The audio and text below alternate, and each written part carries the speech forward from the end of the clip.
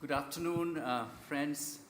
We take this opportunity to welcome you to this side event that is titled as Faith Communities and Resilient Frontliners Responding to the Nexus of Food, Water, and Climate Change. Friends, my name is Dinesh Suna, and I would be moderating the sessions today. I work with the World Council of Churches, part of the ecological justice team. World Council of Churches is a global fellowship of 350 churches across 120 countries, and we have a membership of about 600 million around the world. And the ecological justice program of World Council of Churches has started working since 1970s, much before the UNFCCC processes started working. We have several partners with us, and I'm sure you are able to see some of the collaborators that are with us. So we have leaders from Bangladesh, and my colleague Mohan would talk about it. Then we have IACA, the International Association of Students in Agriculture and Related Sciences with us, and Prem would talk about it. We also have LIFE, is a French and international NGO, and Mary Laure would talk about it. And I would say the star of the moment today is our child speaker, Faith from Kenya is here, and she is a 6th grader, and she would also speak, and she cannot, so she is hearing impaired, and therefore would be speaking in sign language, and we will have an interpreter. So friends, without further ado, let me give you a little context of why this event. We are here to talk about climate change in COP28, but we are here to talk about water and food as well. So therefore, we all know that water and food are intrinsically related to climate change, and therefore climate change cannot be expressed or discussed in isolation, because climate change manifests itself through the availability or accessibility of water, or the same with food and agriculture. And why there's not a group of scientists here, but the faith communities are here. You may have seen the faith pavilion at the COP in the blue zone, where hundreds of faith communities are present here. But this is the first time we have a faith pavilion. But since the first COP, the faith communities have been extremely actively engaged in bringing the moral imperative with the ethical approach to climate change, and that's how we approach the issue of climate change with a justice perspective and talk about climate justice. We also know that over 80% of world's population, they identify with some or other faith. Spiritual values are somehow the driving force of human behavior, and that is why it's really important that we as faith communities need to be the moral and ethical guide of this conference. Well friends, in this side event we are going to talk about various initiatives that are led by the faith communities, also by community organizations. We have youth organizations, and we have also children, as I said, present here at the table to talk about various solutions that we can put forward. So you may be already expecting some takeaways that what we are trying to propose in this is that action by faith communities, the frontliners, community organizers, youths and children, they have to contribute on this discourse on water, food and climate within this nexus approach. We also need to highlight the evidence-based advocacy that what faith communities are doing are also well documented, and there is evidence. We want to showcase some of the good practices of that. We also want to put forward there are various initiatives of faith communities and multilateral partners and governments have been working hand in hand, and we want to showcase some of that as well. And as I mentioned already, the children, our youth are here at the table, and the future is that of the children and the young people, and that's why they have a lot to say. So this is where I would stop, and without further ado, I would request our technical groups to help us, give us play a video which is a keynote address by the United Nations Special Rapporteur on Human Right to Water and Sanitation, Professor Pedro Arroyo, who unfortunately could not be here, but he has sent us a video message, and we need to frame these discourses within a human rights approach and not for water for profit, but water for life. So let's watch this 5-6 minutes video, please. Dear friends, first of all, thank you for your invitation, but above all, thank you for your incorruptible commitment and your fight for sustainability and environmental and climate justice from a human rights approach. In the framework, in this case, of a new coup with the wings of hope loaded with lead. I always insist that water is the blue soul of life, and rivers and aquatic ecosystems are the veins and arteries that articulate life on islands and continents, thanks to the solar energy that manages the climate. In 2023, I dedicated one of my 2 annual thematic reports to the challenge of making peace with our rivers and aquatic ecosystems, especially in the current climate change framework. If we are really to make progress on SDG 6 and thus secure the human rights to safe drinking water by 2030 for the 2 billion people without guaranteed access to it.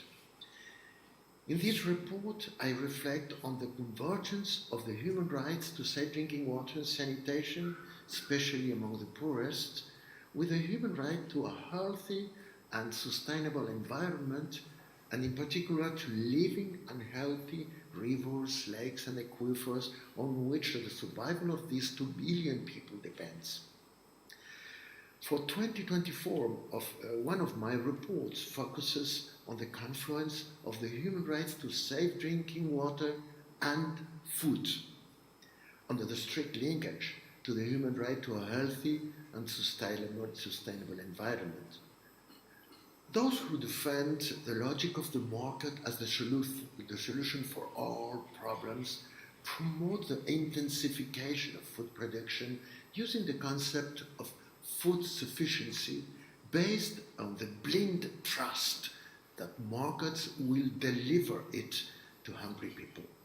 This approach comes even to justify aggravating the biodiversity crisis, the progressive impoverishment of soils, and in particular the overexploitation and pollution of rivers and aquifers. The impacts of the climate crisis itself are used even to justify the intensification of food production and trade, marginalizing any critical reflection on the increased emissions, the destruction of rural fabrics, and the unsustainability of aquatic ecosystems that such a strategy implies. However, according to FAO estimates, 70% of the food produced is thrown away, while 811 million people go hungry, and some 2 billion suffer from health problems due to being overweight. But in addition, and this is, in my opinion, the most worrying aspect, we are breaking the sustainability of our aquatic ecosystems, degrading the regeneration of soil fertility, triggering its salinization and erosion, and ruining fishing due to the unsustainable growth of irrigation, massive pollution, deforestation processes, poor agricultural and livestock practices, and the degradation and breakdown of the sustainability of aquatic ecosystems. Just as the human right to drinking water and sanitation, especially of the poorest, depend directly on the good state of the rivers, aquifers, and aquatic ecosystems that supply them, the human right to food of these same communities depends on the good state of the aquatic ecosystems that sustain their agricultural, livestock, and fishing production, on which their food sovereignty depends. The challenge is undoubtedly complex. In addition to guaranteeing the food sovereignty of indigenous peoples and rural communities, it is necessary to move towards healthy diets, preserve biodiversity and fisheries, enhance productive diversity with native seeds and species adapted to each territory. But in my opinion, above all, and in particular, it is necessary to ensure sustainable management of aquatic ecosystems and soil fertility as key to guaranteeing the human right to food, as in fact the FAO itself is beginning to recognize. Addressing this challenge in the context of ongoing climate change must lead us, on the one hand, to consider the important consequences of food production and distribution strategies in the context of mitigation strategies, insofar as a significant percentage of CO2 emissions depend on it.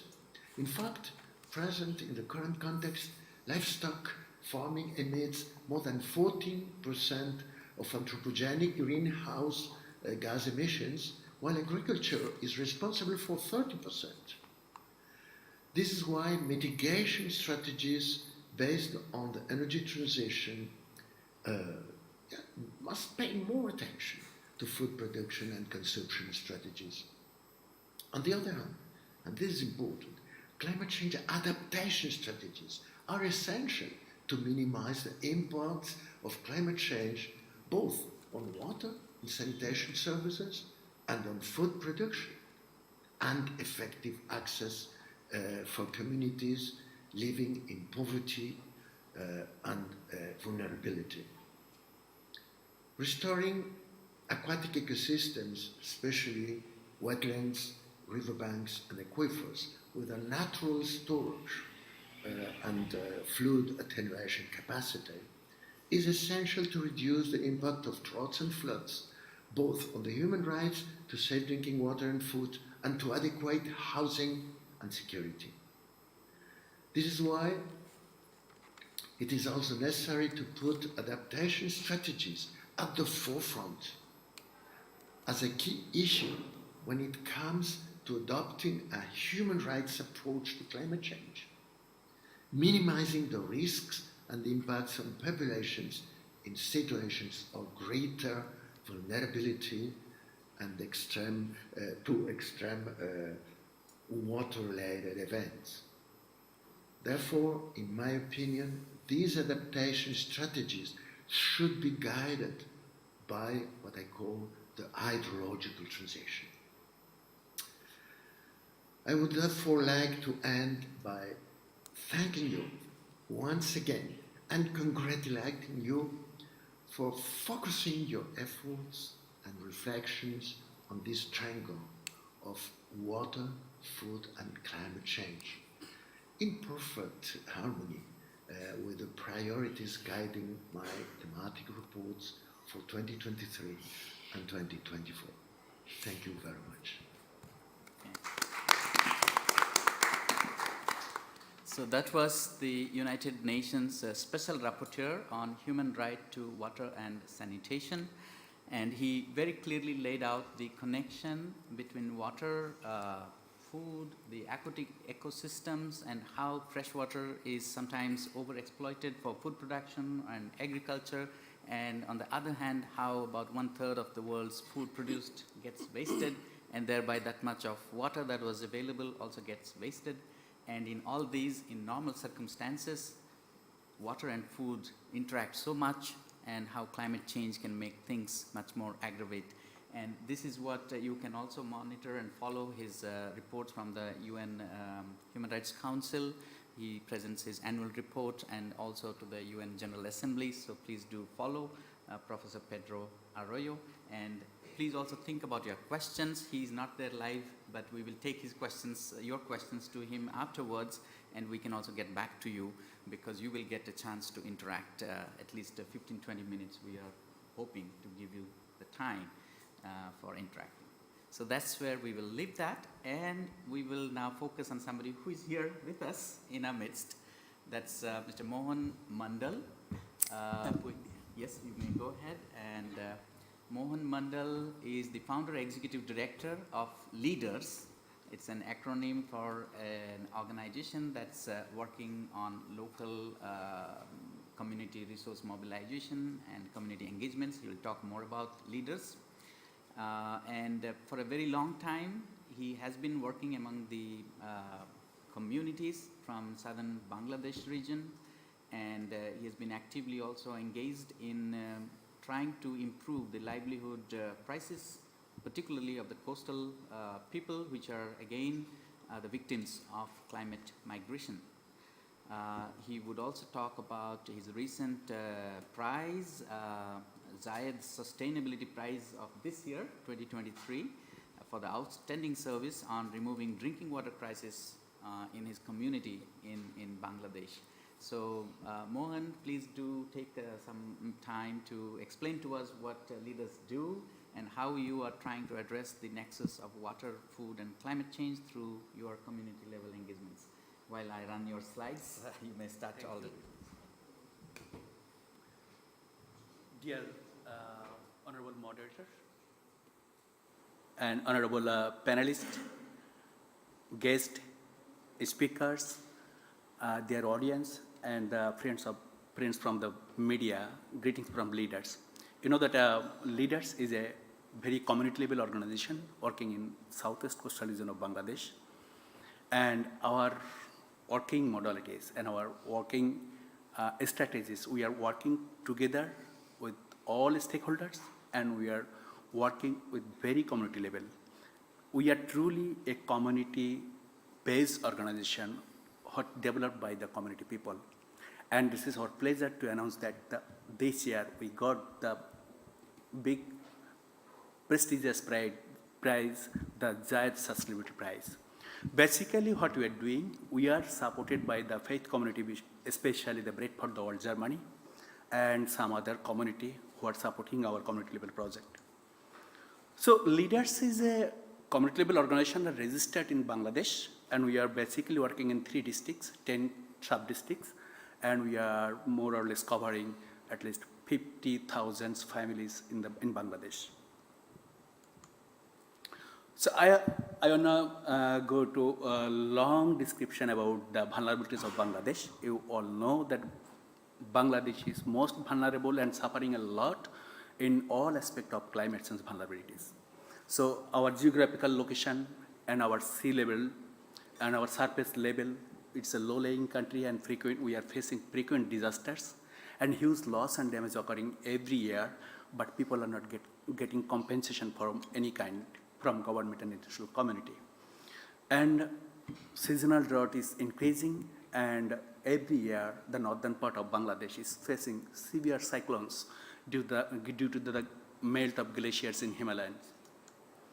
So I'd like to go to focus on the coastal area where what is the most climate hotspot in Bangladesh, at most vulnerable area of Bangladesh. Due to our underground or groundwater is saline, and our surface water, what people normally use, are getting contamination with saline water due to the tidal surge and the cyclones. 73% of the people all over the country are deprived from the safe drinking water, and they are living a very miserable life in Bangladesh. Women and adolescent girls have to go 3 or 4 kilometer distance every day to collect very minimum drinking water, and that is they are collecting the water from the pond. It is not the safe water, but they have to go to collect that. Agriculture is declined every year, 3.45% due to the erratic rainfall, due to the salinity, and due to the drought. And I already mentioned that every year we are suffering a lot of disease, and we losing a lot of assets. And those assets, those loss and damage are occurring from a family, not from the asset of the government. But the family who are suffering most, they are not getting any kind of compensation to survive there. And especially the women, they are suffering a lot of diseases like hypertension, like cervical infection, and some of them are bound to deduct their cervical organ to survive there. It is inhuman condition, and thus we want to share with you here. And it is already reported in our national population census that the people are migrating from the coastal area to other cities and other countries. It is already reported in our last 3 population census report. In this context, we are implementing some projects in coastal Bangladesh. You know that our keynote speaker already focused that we need integrated approaches for building the resilience of the community. So what we are doing in Bangladesh, we are engaging community so that all the community, they can get involved with our project. Like we are implementing the project with a community-led approach. And we are forming different type of people's organization so that they can get involved with our initiative. And we are building the capacity of the local communities who are vulnerable, building capacity of the local government institute, and also we are building capacity of the youth people who will lead the society in the future. We are always supporting to promote low-cost local technology so that the poor people can adapt it with our techniques and technology. And till now we introduced 22 low-cost technologies, agriculture technologies especially, agriculture and water and irrigation technologies mostly. We are focusing the knowledge management because knowledge is power, we believe, and people, if they have the knowledge on climate adaptation and mitigation, they may adopt that kind of technologies in their daily lives. And we already developed a knowledge management center. We are offering the scholarship for the student and youth from the university and colleges. And we are very much focusing to sustainable resource management. We are basically managing the water resources in underground water and also the surface water. We are managing the water in different way. You will see my next slide that how we are managing our water for our community betterment. And always we are focusing the conservation of the local biodiversity as we are working inside in the surrounding area of Sundarban area. You know that the Sundarban is the largest mangrove forest, and we have the different ecosystems, so we have to care about our ecosystems and biodiversity. And we are collaborating with the local union Porishad. Local union Porishad is the latest local government unit, and we are working with them, and there have a lot of standing committee of the local union Porishad, like standing committee on agriculture, standing committee on disaster. We are building capacity them, and we are engaging with them in our initiatives. And always we are focusing the ownership of our initiative. We always keep some contribution from them, 5 to 10 or 20% in different activities, so that they can believe that they are not receiving as a charity, they are purchasing our services. So we are building the ownership and empowerment through collecting a little contribution from all of our services. And also policy advocacy. We have a big policy advocacy wings. We are conducting advocacy because coastal areas, we are thinking that we are deprived from the national priority. We are not getting the just budget from our national budget. So we are doing a lot of advocacy activities all around the country. This is some picture what we are doing in our community, and I think that picture is giving some smile faces of our community, what we wanted to bring. Our big initiative are going for the wash sector. So we are installing different type of wash technologies so that the poor people who are living there, they can have clean drinking water in their community. So we are installing and establishing different type of community technologies like ponds and filter, managed aquifer research, desalination unit, and also we are installing some household technology like biosand filter, rainwater harvesting system, water vaporization. Till now, we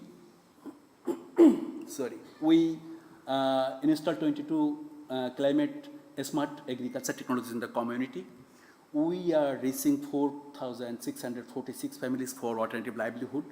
We reaching 10,946 families in our wash sectors, and we are providing services to 17,781 families with the drinking water devices, and we engaged 3,058 youth people to get involved with our project, and those people are implementing some community level project in voluntary basis. And we are also providing the healthcare services in our Sundarban community island area, and we are reaching 15,750 families by our healthcare services. So we are describing here, but what we are doing in very small area. You know that the Bangladesh is densely populated countries, and we are servicing whatever we can, but demand and the sufferer people are so huge. So our challenges is the less finance for adaptation and mitigation. You know that the global community, they committed a lot, but they did not give them fund for the adaptation and mitigation. That's why we are getting inadequate support from the global community. And you know that as per the OECD report, Bangladesh is extremely underfunded countries, according to the report of OECD that they recently launched. An extreme weather event are increasing day by day, and we are installing different type of adaptive technologies, but our technologies sometimes cannot survive there because of the intensity and the intensity of the technology of the disasters. And huge mobility are occurring from the coastal area, and they are migrating from the coastal area to other parts. And lack of initiative to knowledge and technology transfer we are facing still now.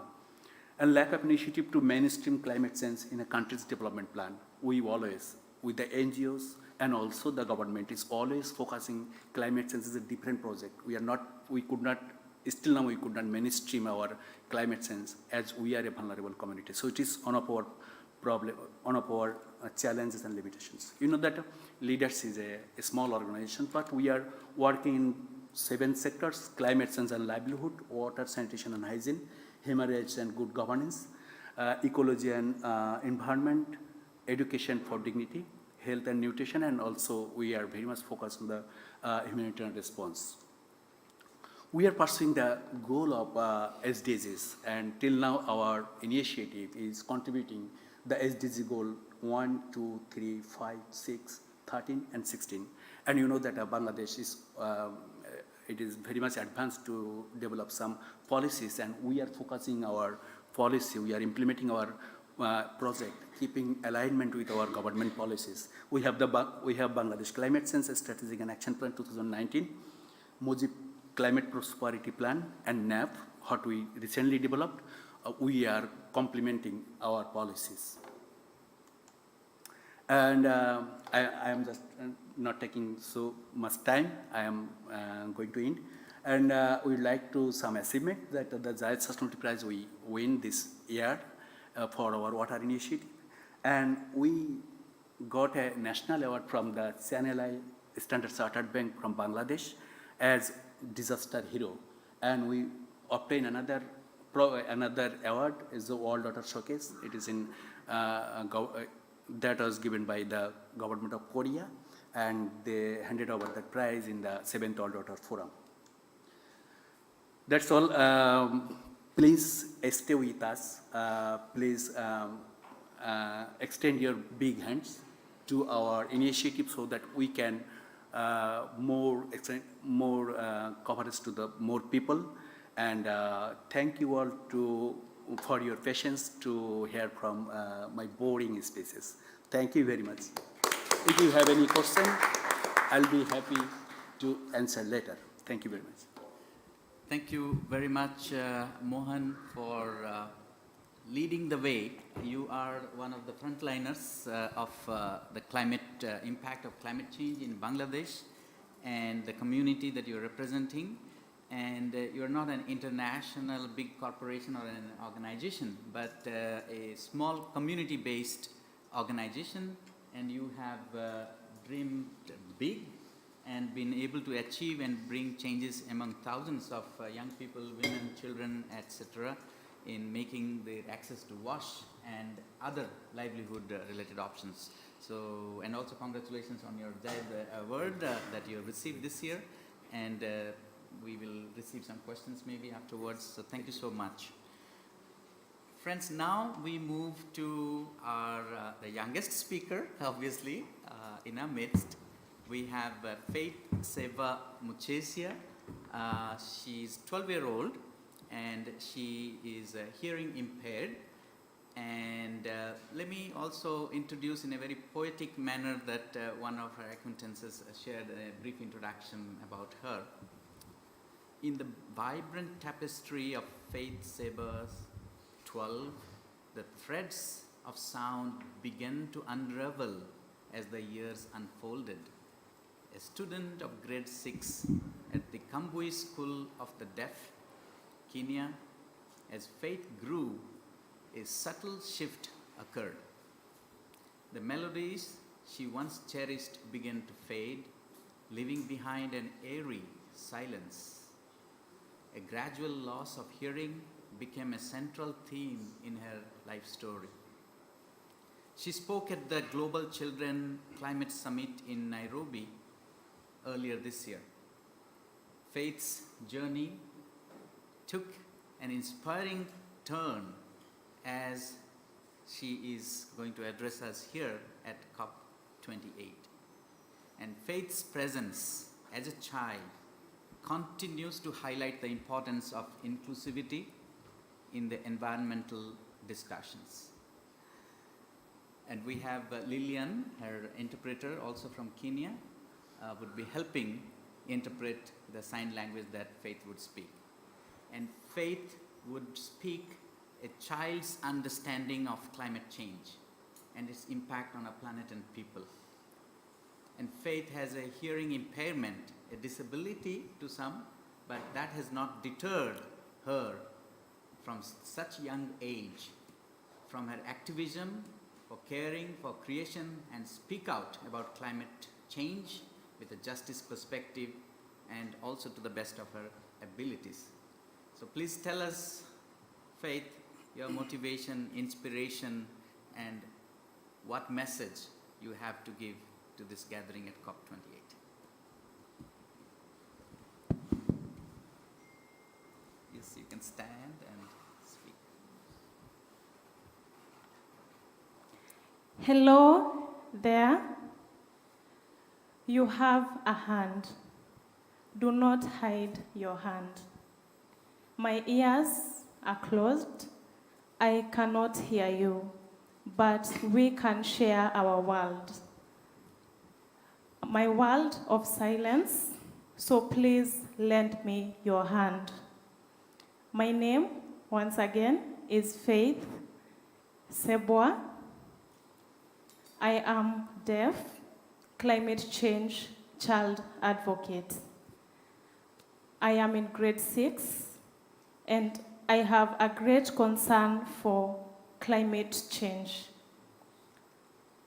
and the intersectionality between climate change and disability.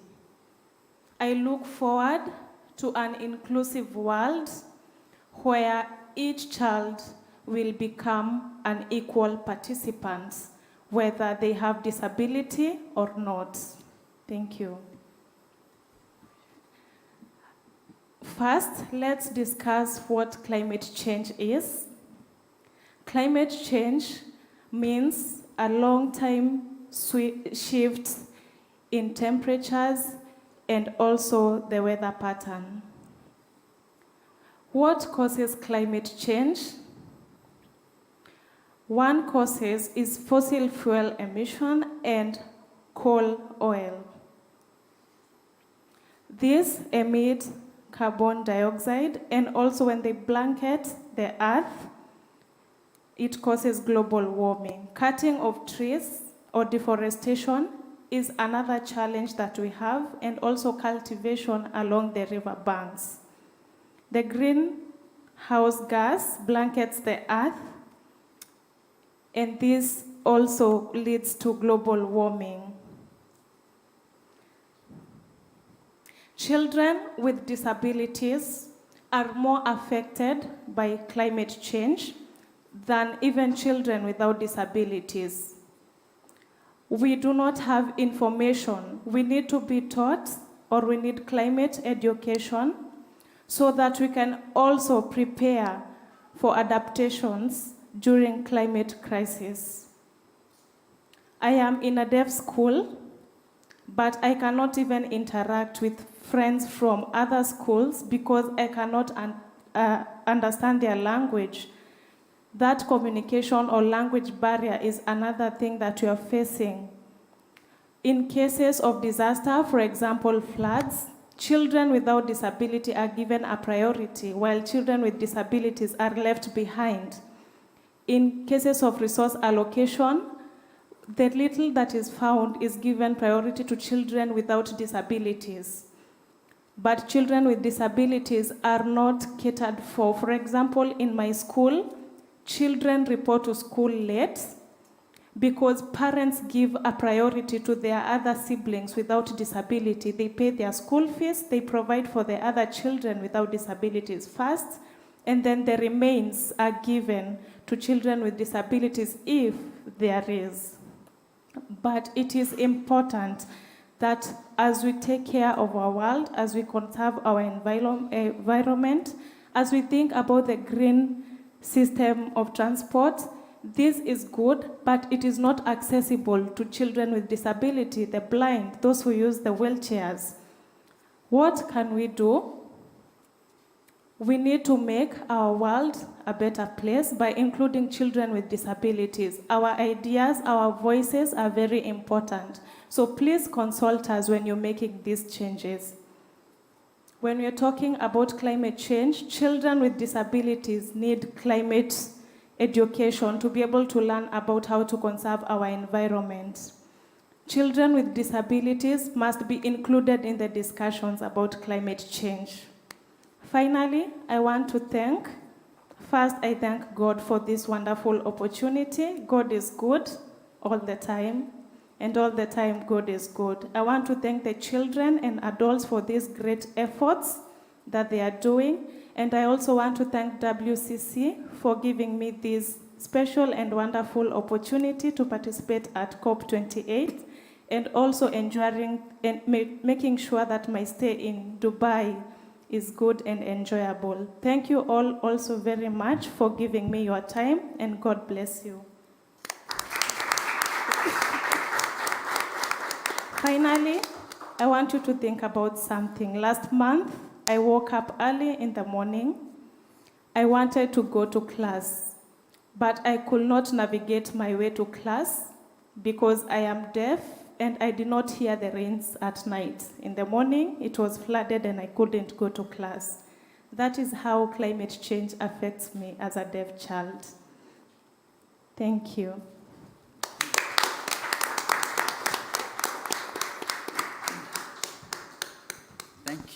Thank you very much, dear Faith. You have given a very beautiful understanding of what climate change is and how you have challenged the people around us, how sometimes we are not mindful of our inclusivity approach when we are talking about different issues such as climate change.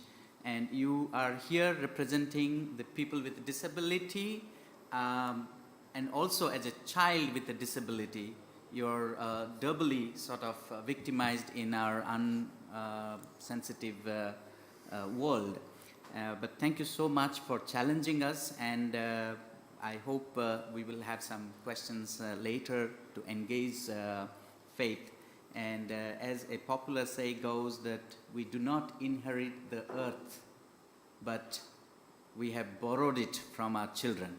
And unfortunately, we as grown-ups or adults or the current world leaders are not good stewards in returning back this borrowed gift of earth in a better shape to our children. So we are sorry about that, but thank you for challenging everyone, Faith. Thank you.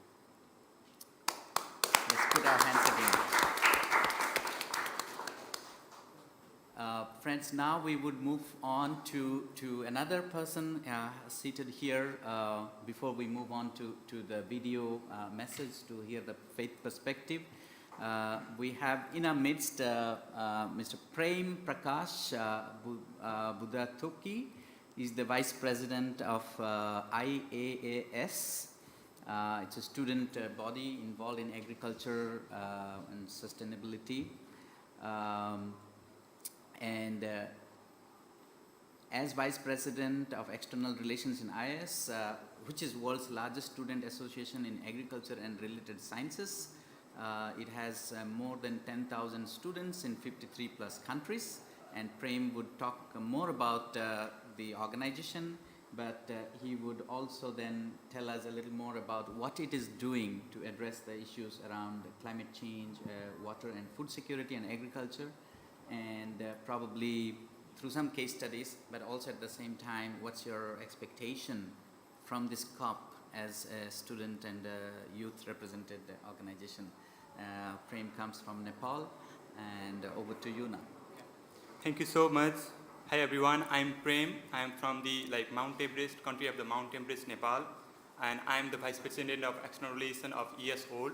IAS means the International Association of Students in Agriculture and Related Sciences. We are the largest student association in the field of agriculture and related sciences with over 10,000 members, and also we are in around 53 countries all around the globe. So we basically focus on the exchanging of ideas, knowledge and skills between agriculture students, youth and the other stakeholders. So basically we are working with UN agencies, IONGO and other part. So basically we work on the three principles that we have three strategies, AAA. First one is aspiration, second one is advocacy, and third one is actions. So I will explain all the things. First one is aspirations. As you know, youth have the deep desire for change. We are looking for the aspiring peoples and how can we contribute for the better society. So for Aspire, we work with the peoples, we promote peoples to attend the UN events, on the World Food Forum, on the COP, and they can explore themselves and they can speak their voice, and they amplify their voices on the UN events. So second one is advocacy. We strongly inclined with YONGO, and also we have the independent committee called FI, Food and Agriculture Youth Institute. We are focusing on the drafting the policy paper and position paper from their side, and we include all the ideas of youth and also making into the actions. So third one is actions. We majorly focus on the impactful projects on the grounds. So we have philosophy, think globally, act locally. That means we think globally and act on the grounds for the solution for the better communities and for the better peoples. So what we are doing right now and what we are contributing for the better society in food, agriculture and climate change. First one is we have 5 projects running on the ground. First one is Village Concept Project. We are uplifting the rural communities and promoting education, environment and communities. Next one is No Food Waste. We are reducing the wastage of food and contributing for the food security. Third one is we have ES Delta projects. We are managing the water and also focusing on the UN Water Action Agenda. So fourth one is One Health Project. we are interchanging the animal, plant and environment together. Fifth one is women in agriculture. So we are reducing the gender inequalities and we are empowering the women through the actions and through projects. So I will highlight some examples of our initiative that might be helpful and that might be connected with youth, what we are doing, and you can connect how you are empowering the peoples, how youth are contributing for the society. First one is we collaborate with Food and Agriculture Organization of the United Nations, FAO, and also we organize Youth for Climate Resilience Agriculture competitions, and on that competition we received 123 submission of projects from 40 countries, and for those all the teams we provided capacity building program, mentorship and funds. So I have some examples. First one is Bileko Ya Jamba, a youth-led agribusiness that aims to improve profitability of smallholders through agroecology and agroforestry in DRC. They got 10,000 euro funds from our initiative. So next one is Higher Himalaya from Nepal, a youth-led agribusiness. Develop a cold chamber that will operate with no energy, got good funds for the initiative. Third one is Seaweed Farm, led by the Matthias, got published in the FAO newsletter. So another one is Youth Food Lab. We collaborate with Food and Agriculture Organization of the United Nations and also Wageningen University and research together, and this is the incubation program. We are providing opportunity for the young ideas and they are implementing those ideas into actions on the ground. So next one is also BCPs. I already mentioned we have 40 plus projects on 40 plus locations on all around the globe, and we are working on the local projects and we are uplifting the local communities together. So on the advocacy part, we are working on the waters. We have the position paper, water scarcity and the food security, which serve as a basis for the youth positions on the water conference in UN. So we are working on the policy papers, we are working on the position paper and other things. So at the last, through this local, regional and national and also the global initiative, we are providing opportunity for the young people to act now, differently and to act together. So we are amplifying the voices of youth for the equitable, accessible food system, global discussion bring on the peoples, they can bring their ideas into actions. So for these actions, we are seeking for collaborations and fund as a youth NGO, and we can collaborate together to turn ideas into actions. So we are the leaders. We are not the leaders of tomorrow. We are the leaders of today too, and we are acting now on the grounds to make difference for the society. Thank you. Thank you. Thank you so much, Prem. After listening to Faith as a child's voice, it was very inspiring again to hear the young people's voice, the inspiring actions and the advocacy work that you have undertaken. Think global, act local. You have literally translated it in your own country, in Nepal. With several, I just jotted down a few, that No Food Waste or the UN Water Action Project or the Women in Agriculture and several other initiatives you have undertaken as young people. And that's why young people are more at the forefront when it comes to the discourses on climate change, but also on climate action, and demanding much more ambitious plans from the world leaders. So thank you so much, and we would also probably get some more questions. And now we turn to our last speaker, but I'm not forgetting that we do have a very strong input coming in a video message afterwards. But before that, I would turn to our last panel present here in the house as Mary Laure Nobes. She is from an organization called Life in France, and she has worked with a parliamentarian before, with the Ministerial Association, and currently also engaged in humanitarian field, and particularly now through the organization called Life, she is engaged. Their organization is engaged in the issues around water, on environment, on climate justice, besides other humanitarian work. So more of a holistic approach again. So Mary, you please tell us a little more about Life and how you are engaged in a holistic approach in addressing these issues of climate, water and food. Thank you, Dinesh. Yeah, effectively, Life is a French NGO. We're based in Paris, actually, and it was created in 2009. And we have 4 main areas, which are water, access to water, sanitation and hygiene, food security, environment, and education. And the way we managed to be where we are today was a long one, because today we are intervening in 25 countries around the world, France, many countries in Africa, and also in Southeast Asia, most of it. And we are able to help over 100,000 of people, actually, I think the numbers are around that.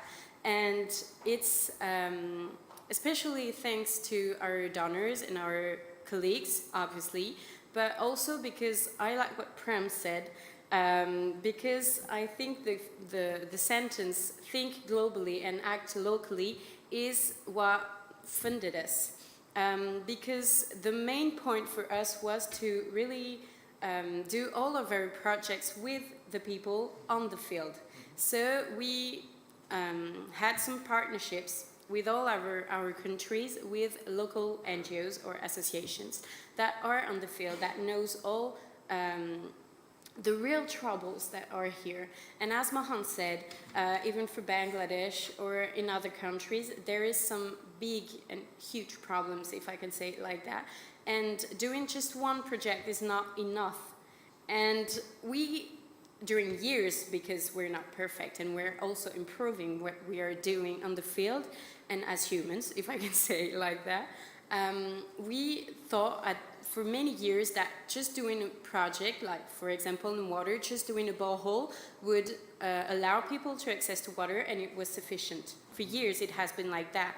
But then we discovered, thanks to UNESCO, our UN studies, that, for example, underground waters were not taken in count. So it was huge problems that we were totally blind to. So we started, thanks to the nexus approach and other tools that we used, to start to think more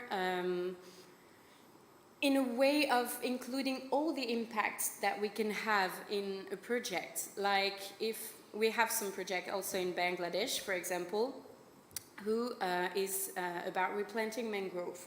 So it's helping for the climate change because it helps provide floods and all the impacts of floods for the communities we are intervening in, but also because with mangrove, it's not just like when you're talking about reforestation, a lot of people are thinking, okay, you plant a tree, it's great, but it's not always about a tree or simply that. It's more about what we can do with it, because with, for example, mangrove, we can eat because you can transform the mangrove, so it helps with the climate change, and you can also have a lot of other projects with it. And so the community we're intervening, we're helping, they can become sustainable and also economically sustainable for themselves. So they can improve for themselves, and our role is not finished, because if we could be unemployed, I think we would be the only people on earth to be happy with that. But even if we still have a lot of work to do, they can start to have like fully control of their lives and the way they're living.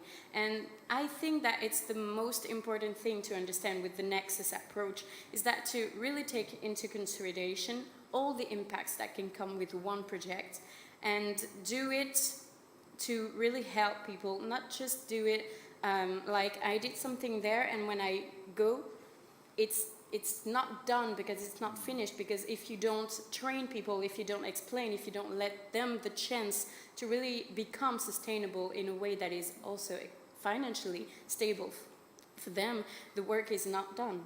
So I think it's the most important part, and that's what we're trying to do in life, and we are still improving that. We are still trying to make our projects more inclusive also.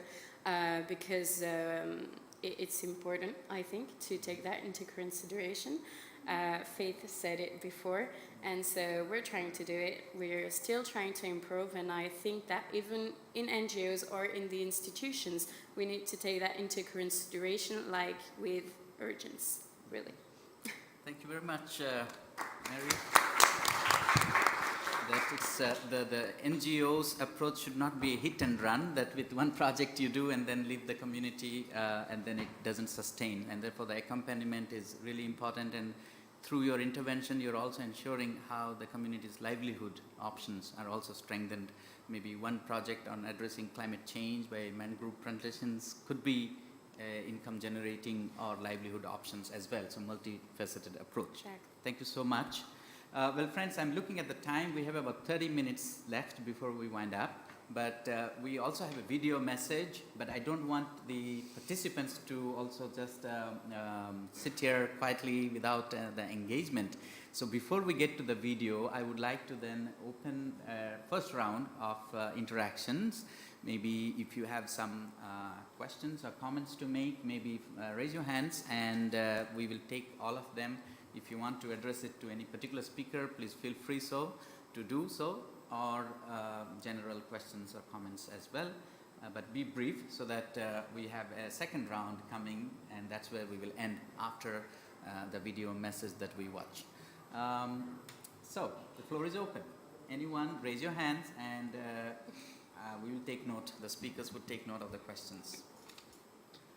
Okay, we will have, first we'll go with the child participant here, and then number 2 and 3 there. And who's the other one? 4th, is it Joy? Yeah. My name is Selena Mawaha. I'm 9 years old and I'm the youngest delegate at COP. I'm here to support faith, and I created a solution using technology, and I want Faith to do the same. So I would like her to be supported, and I want to know how else kids like Faith can be supported. Okay, thank you. Thank you, thank you. We will get back to your question and the comment. Thank you so much. Could you again repeat your name? Selena Mawaha. Okay, go here, please.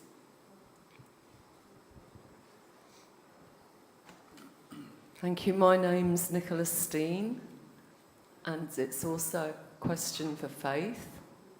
Thank you for talking to us. Can you tell me what young people, your friends, talk about the other sustainable development goals? What are you concerned about?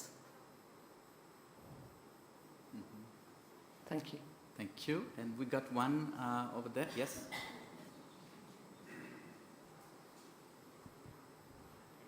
Thank you. I have jotted down some questions, but I guess we do not have time for all of that. My question is that how the religion-based organizations can collaborate with the environmental and scientific organizations to strengthen the effectiveness of the response in the especially the nexus of food, water, and climate change. Thank you. Could you repeat your name again? My name is Salahuddin. I'm from Bangladesh. Yes, and we had over here, Joy. Thank you very much. I'm Joy from Canada. This is a question to the, not to Faith, but about child's perspective, wondering about how your organizations are involved in supporting education that Faith was calling for.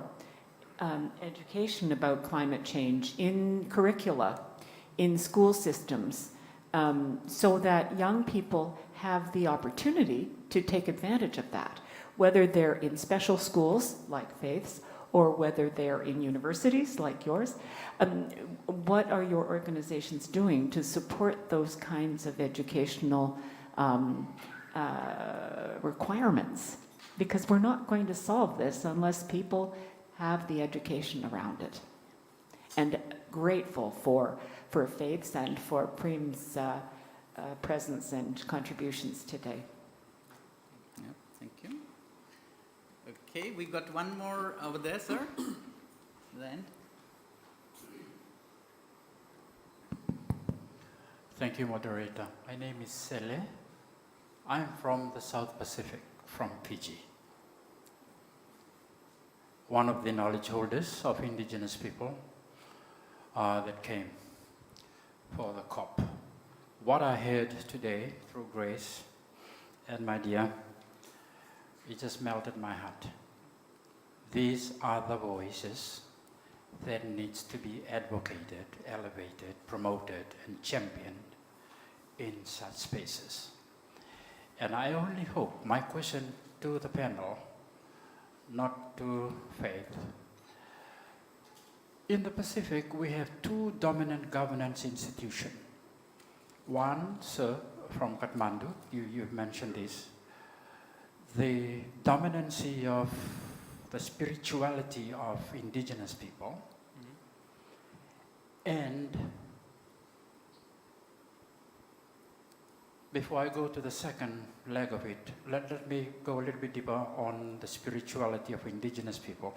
The faith element of that is the contemporary religious churches that among themselves has challenges to understand each other when we peep down the lenses of faith in the Pacific. And then the second one is the governance institution of the indigenous people. My question to the panel, how do you see the way forward to reconcile this so that they can understand each other, to be on the same side of the table and tell their story to state parties, to government? I am one who is facing that challenge right now. And back to faith. And I challenge all of us. This is intergenerational equity in practice, right here in this room.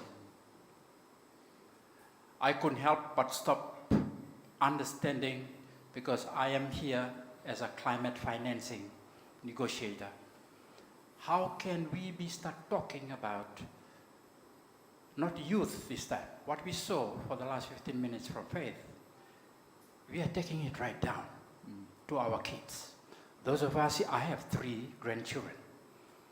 How can we be, particularly in terms of harnessing this positive energy from our children, to be dominant voices of us?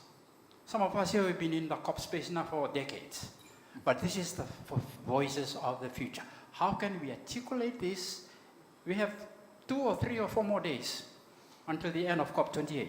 How can we articulate this so that COP presidency and heads of delegates of parties fully understand, and maybe out of that loss and damage trust fund, create a special fund for these dear kids?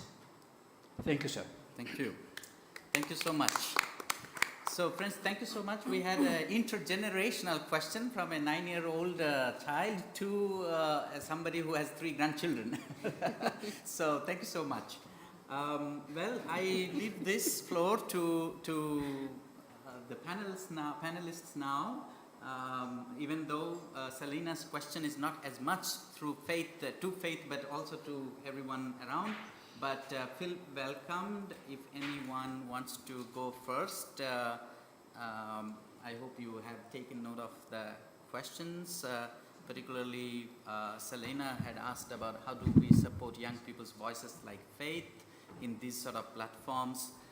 Nicholas asked you how your friends are responding to the other issues around SDGs of your age.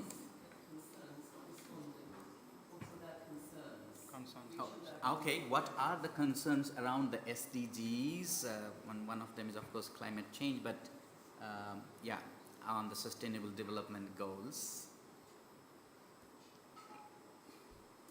Yes, I do not want to repeat all the questions, then it will take more time, but feel welcome to respond and jump in. If Faith wants to go first, we will wait for her.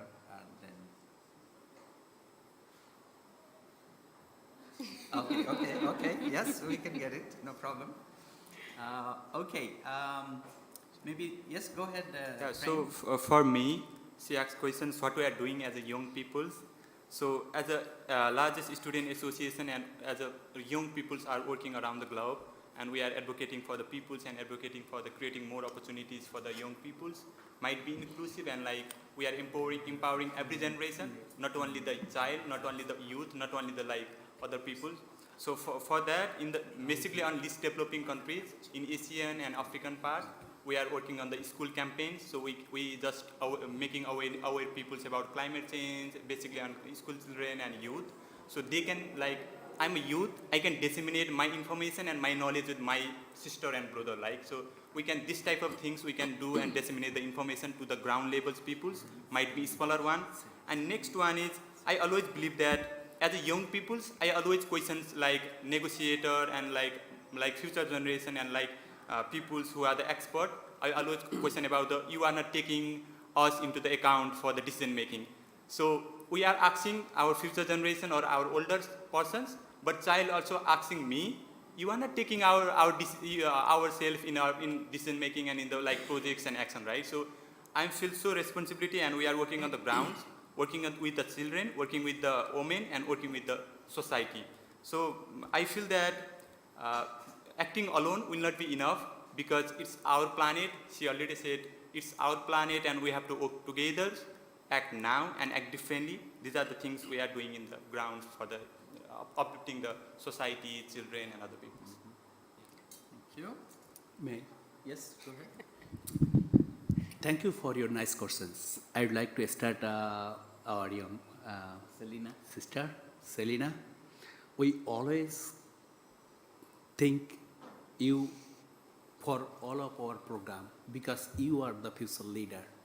So I have a daughter and a boy who, when we are going to our community, we always care about the young people for all of our support, means all of our initiative. You know that we are a very community level organizations. So we are officially and organizationally bound to care about every child in our locality who are remaining in the different vulnerabilities. And our young delegates, our young panelists already raised concern to all of you, including us, that how she is suffering due to the climate change. But please keep it faith. We will die very soon. But believe us, we will do something taking care of all young people who are living in different countries, whatever we can. And answer of Joy, you know that we are very much engaged with the Bread for the World. It's a Bread for the World, so we are getting support last 10 years. You know that when we are going to implement any project, it is the community demand that we have to take care of our future leader, the young people who are remaining in our community. For I can say what we are doing in our community. So in all of our projects, when we saw a family are vulnerable, so we go directly, we go support directly to their parents. But of course, we are making listing the young people of that family so that we can get involved with other activities. You may know that we gave to Pillay to your seats, and we develop already a knowledge management center. What we are doing? We are doing a scholarship to the young people who are studying in the college and university to do collaborative research in the community. And we are also offering some educational course for the young people by our our knowledge management center. And every month we organize a course with the young people who are studying in the secondary and college level. Though we are taking care of their education, that's why we are not directly involved in our community activities more or intensively, but we are increasing their skills and education through our climate field school sessions, through our knowledge management center, and giving a scholarship to doing good quality of research in the community. And yes, and already one of my Bangladeshi friends told that how we can link up with the community level organization who are working in the very community level in different country. It's I am not in position to answer your question, but I think Dinesh is here. he is from the World Council of Churches. He is representing the faith community. So he will give a better answer to your questions. And our guru, who is speaking a lot, you have 3 grandsons, right? So you know that we who are living in the different countries like the Dominican Republic or in the Bangladesh, we are on planet. So suffering what you are facing in your country, we are also facing too. We can name different catastrophic in different names, cyclone, in tornado, different name, but the suffering of the people is same. So we always have to advocate for our community so that they can survive with dignity in our community. And it is last but not least that the faith community have a good scope to extend their collaboration, to do some good exemplary project or good project in the community in the different countries. We are arguing from my side to the faith community to come to the real sufferer who are suffering, and please see how they are suffering, and please do what you can. We have to unite, we have to act together in the fight of the climate change. Thank you very much. Thank you very much, Mohan. And I think the video message has got some solutions and suggestions that would come from the Deputy General Secretary from the World Council of Churches. Any last comments, maybe Mary, or you would give the pass, or Faith, you want to say something? Yes, please. It's our young delegates. Yeah. We are very proud for her. Can you move it a little bit for him? The microphone? Is it not working?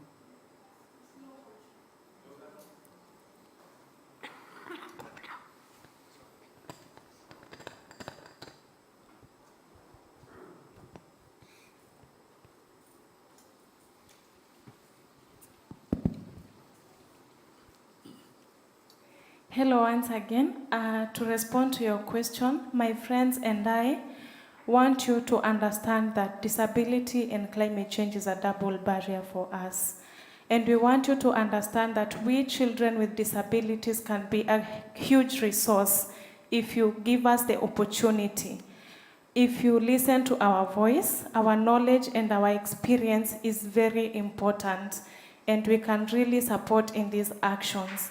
We want to be given access to education, access to health, and access to decent work. That is what persons with disabilities are missing more. We have different organizations that have different projects that you can support, and we can also come up with inclusive projects and programs that can be able to support persons with disability.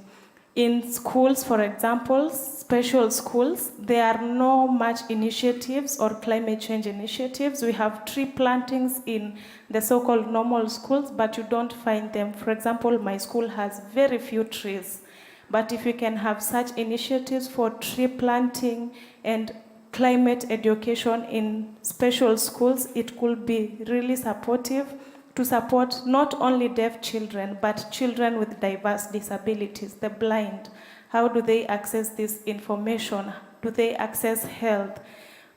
When teaching about the environmental conservation, are we able to access this information? Do children with disabilities know about what to do to be able to conserve their environment? That is what we can do, and we will really enjoy if you offer us that support, if you are able to access food and all those things. Thank you. So how do we clap, Faith? How do we clap with the sign language? This. Thank you. Okay. Well, friends, so thanks for this. Mary, you have a last word before we move to the video, or we can wait? I can. To answer, I think, Joy's question first, yes, we do have programs where we integrate children. In our education field, we're trying to have integrated projects. In fact, we're building the school building something to provide water. We are providing the food during one entire year, but we also include a vegetable garden, and we teach the children why it is important to have it and to eat, basically, to have an economic, sustainable way of living for the school, and also about climate change. Why? Because in most of the areas we are doing that kind of projects, we observed that it's a beautiful thing that sometimes, and it's mostly with little girls, they learn something and they want to teach it to all the other members' family. And I can also, it's weird to do it, to say it like that, because I'm older than you little girls, but we are considered as a young NGO too, because most of our team is like in their 20s or 30s. And I experienced it even with my father, because for another event, I'm talking about my life, because for another event with some of colleagues, we created a quiz about climate change and all the impacts and a lot of numbers, etc. And we wanted it as a quiz because it's like a funny way to talk about something dramatic. And I experienced it on my father to say, what do you think about it? How is it? And he answered the question. He was like, hell, how can we not know about it? And I think it is fabulous, and it answers also to the Mr. with 3 grandchildren. I forget your name, I'm sorry. Salim. And Salim, sorry. And I think it's fabulous because we are at a time in a generation that children are more informed and involved in what climate change represents today. And they want to act. They don't want to just know about it and be like, oh, it's dramatic, what can we do? And just stay there. They really want to be involved in that. And I think that is fabulous because we can, even I'm in my 20s, and I can learn from younger people than me that are doing things, that are learning from themselves. Yeah. More than in school, in fact, and they're trying to improve for that. And so I think it's beautiful. And to answer the question of Mr. over there, maybe we have to quickly wrap up in a really 30 quickly, seconds. I think that even for young people, for everyone, what is important about religion is the values they're in. And I think that for the religions or for the institutions or for young people, for everyone, the human part of the values that you can find everywhere concerns everyone. So we have to defend that, and we have to stop saying we're separated, as you said, and in 2 parties. We're not. We're one people. We live with the institutions, we have our religions or not, but we all share the same values, and that's what is important today, because that's what is going to save our lives and our planet. Yeah, thank you so much. Friends, since we have just 10 minutes left, the video message is a rather a longer one, but we will watch it partially, and then we will get the response to many questions that was around faith communities. They have their internal issues, they have how they collaborate with scientific community. All these questions can be responded through the video. Can we play the second video, please? This is by Dr. Kenneth Matata of World Council of Dear Churches. participants, dignitaries, co-organizers of this important event, at the outset, I would like to bring greetings to you from the World Council of Churches. The World Council of Churches, following its formal establishment in 1948, has pursued the goals of justice, peace, and care for creation. It serves as a platform for churches to call one another to visible unity, so that together they can engage in common witness and service that is shared by a common theological commitment. Today, the World Council of Churches has over 350 member churches present in 120 countries, with a total membership of 590 million Christians. Secondly, accept my apologies that I am not able to be participating with you in person because of conflicting engagements, but I'm glad to share some of my initial thoughts at the beginning of your meeting through this video message. We often talk about climate change and its impact through the glaciers melting and the sea level rising that pose imminent challenge to the very existence of all humanity. But climate change cannot be addressed in isolation. There is an intricate relationship between climate change and its impact on food and water systems.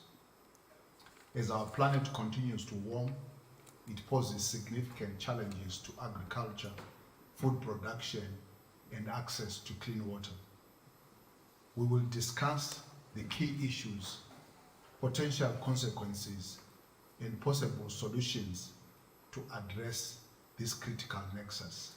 May I request Nexus the between technical food, group to sustainable agriculture. kindly start from the 10th minute where Dr. Matata comes with several solutions of the faith communities, and we will share this video with the rest of you through our online CEROS website.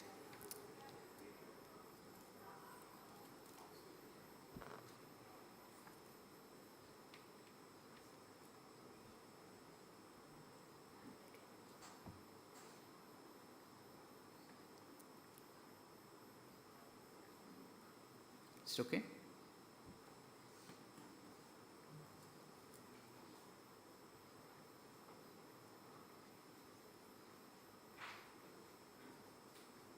Okay, sorry about the technicalities because we have to finish just on time. Live problems.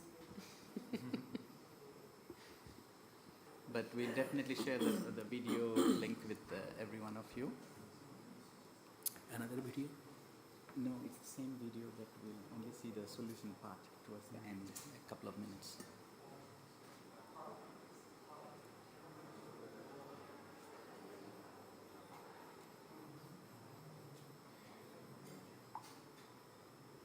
Can you run from here?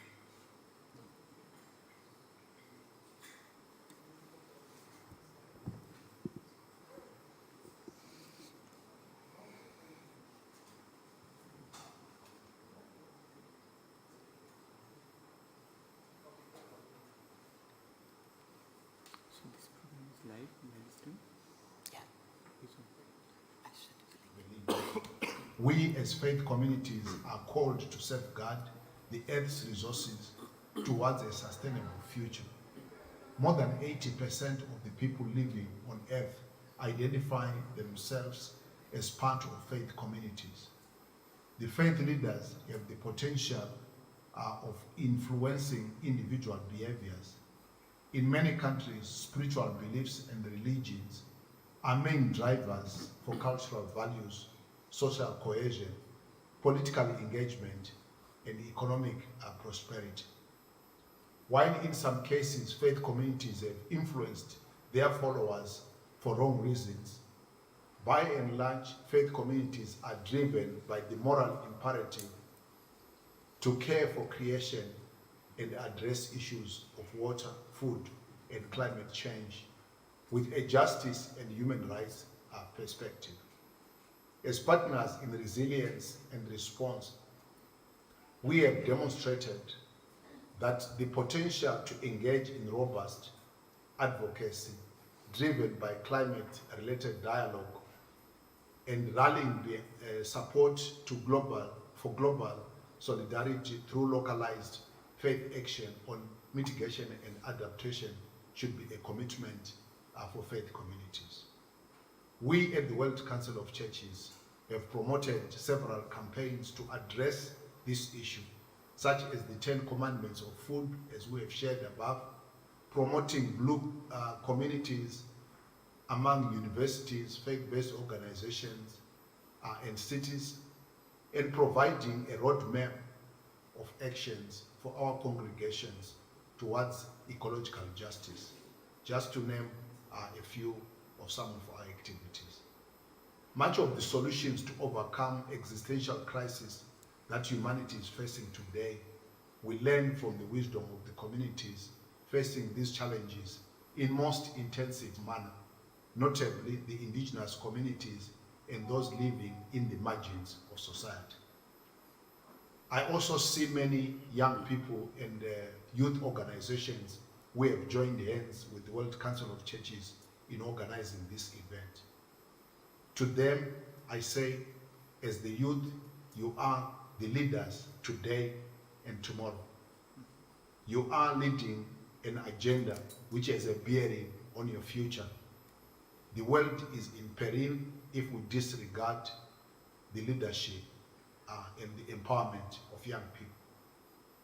The young people hold the rest of the world accountable for our sustainable future together. As the popular indigenous saying goes, we do not inherit the earth from our ancestors, but we borrow it from our children. Let us invest in reflecting and acting on what we will pass on to the next generations. The young people are holding us all accountable. Let us make sure that our community's youth are empowered and equipped to ensure that they succeed in their mission of caring for creation and carrying forward the witness for the coming generations. I wish you well in the fruitful discussions and deliberations that are going to follow. Thank you very much. Thank you.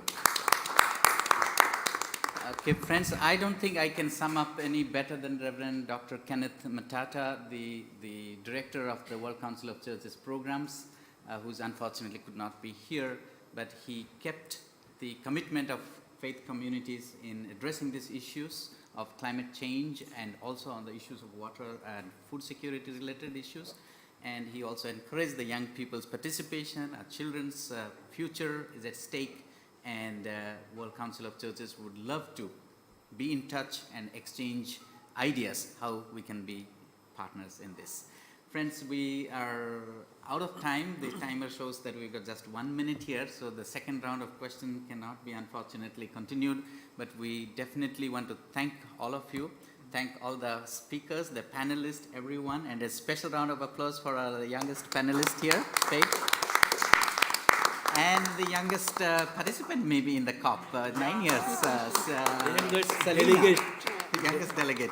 So the Children Pavilion is here. If those of you did not know, please do visit and see what the young people, the children are doing. And the Youth Pavilion is here, so engage with the young people. The Faith Pavilion is here, engage with us as faith communities. And all the best to you, sir, as a negotiator. You also chose to come here, so thank you so much.